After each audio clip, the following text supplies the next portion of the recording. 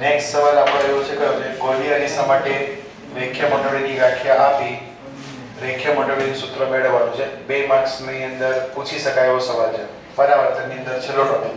તો પહેલા તમારે રેખીય મંડળીની વ્યાખ્યા આપી દેવાની. વ્યાખ્યામાં પ્રતિબિંબની ઊંચાઈ જેને આપણે એચઆઈ વડે દર્શાવશું અને વસ્તુની ઊંચાઈ જેને એચઓ વડે દર્શાવશું એનો ગુણોત્તર જેને કહેવામાં આવે રેખીય મંડળી. તો વ્યાખ્યાનો કદાચ 1 માર્ક્સ કે 2 માર્ક્સ હોઈ શકે. આપણે હવે આગળ આકૃતિ પરથી મંડળીનું સૂત્ર મેળવવાનું છે.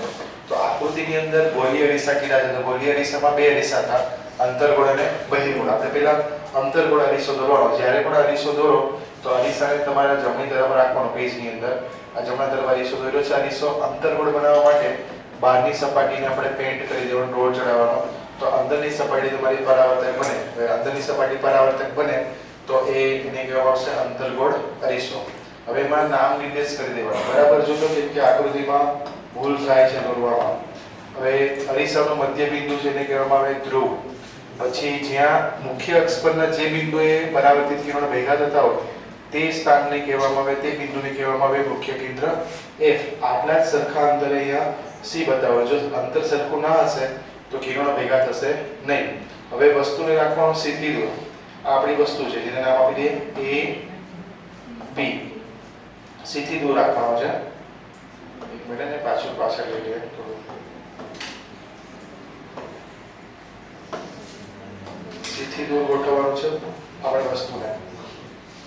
અને જેટલું બને એટલું આકૃતિમાં વસ્તુની હાઈટ નાની રાખજો જેથી આ કિરણ આમ ભેગા થઈ શકે. બરાબર. તો અહીંયા આગળ આપણે રાખીએ છીએ વસ્તુને. આ તમારી વસ્તુ થઈ ગઈ. બરાબર. હવે એમાંથી પ્રતિબિંબ બનાવવો છે. તો પ્રતિબિંબ બનાવવા માટે ઓછામાં ઓછા 2 પરાવર્તિત કિરણો ભેગા કરવાના. તો પહેલું કિરણ જે છે તે A ઉપરથી લઈ જઈએ. A ઉપરથી પહેલું કિરણ લઈ જાવ છું. તો આ સમાંતર કિરણ છે. તો સમાંતર કિરણ પરાવર્તન પામીને ક્યાંથી નીકળશે? 1 માંથી નીકળે. બરાબર. આ પરાવર્તિત કિરણ થઈ ગયું. બીજું કિરણ તમારે મોકલવાનું C પરથી. આ C પરથી. તો C પરથી જતું કિરણ પાછું C પર જ પાછું ફરે. નિયમ નંબર 3. પછી એક કિરણને મોકલવાનું છે આપણે P પર. તો આ P પર જેટલા ખૂણે જશે તેટલા જ ખૂણે પાછો પરાવર્તન પામશે. આ ખૂણા સરખા આવશે. ક્લિયર? આ તમારે સ્કેલથી વ્યવસ્થિત દોરો ને. આપાત કિરણ છે, આ પરાવર્તિત કિરણ છે. જ્યાં પરાવર્તિત કિરણો ભેગા થાય છે ત્યાં શું બનશે? પ્રતિબિંબ બને. તો પ્રતિબિંબ બનશે અહીંયા આગળ જેનું નામ આપીએ આપણે A' B'. બાકીના અંતરો લખી દઈએ તો જો આ તમારો આપાત કોણ છે એટલો જ ખૂણો બનશે પરાવર્તિત કોણ થીટા. હવે આ તમારો છે એ પ્રતિબિંબ છે. તો પ્રતિબિંબ અંતરને P વડે દર્શાવાય. આ પ્રતિબિંબ અંતર. અને આ વસ્તુ છે તો વસ્તુ અંતરને શેના વડે દર્શાવશું? સ્મોલ u વડે. આપણે p અને u વચ્ચેનો સંબંધ લાવવાનો છે. તો રેખીય મોટવણીની વ્યાખ્યા પરથી શરૂઆત કરી શકો. રેખીય મોટવણી બરાબર થાય પ્રતિબિંબની ઊંચાઈ.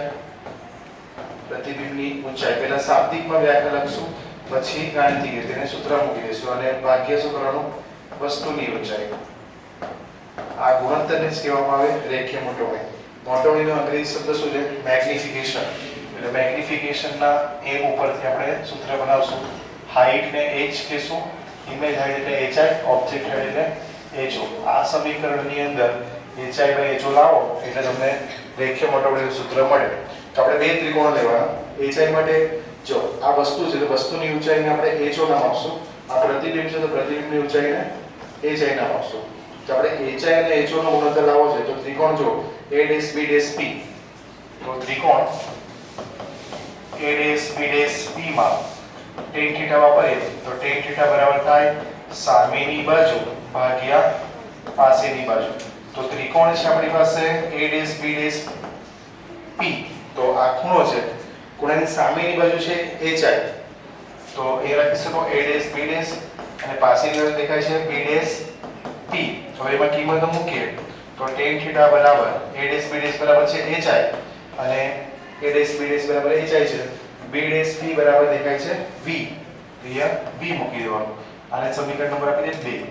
તેવી જ રીતે મારે ho લાવવો છે તો ત્રિકોણ ABP માં ખૂણાની સામેની બાજુ ho છે. તો સામેની બાજુ tan θ માં આવે. એટલા માટે ત્રિકોણ ABP માં તમે tan θ વાપરો તો સમીકરણ બનશે tan θ બરાબર સામેની બાજુ ભાગ્યા પાસેની બાજુ. તો આમાં સામેની બાજુ શું છે? સામેની બાજુ છે AB અને પાસેની બાજુ છે BP. હવે એમાં કિંમત મૂકી દે તો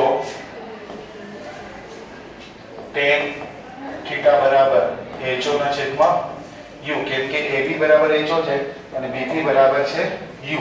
આ કિંમત મૂકી દે તો સમીકરણ નંબર બન્યો 3. સમીકરણ 2 અને 3 ને સરખાવવાનું કેમ કે બંનેની ડાબી સાઈડ સરખી છે. તો સમીકરણ નંબર 2 અને 3 પરથી સમીકરણ 2 અને 3 ને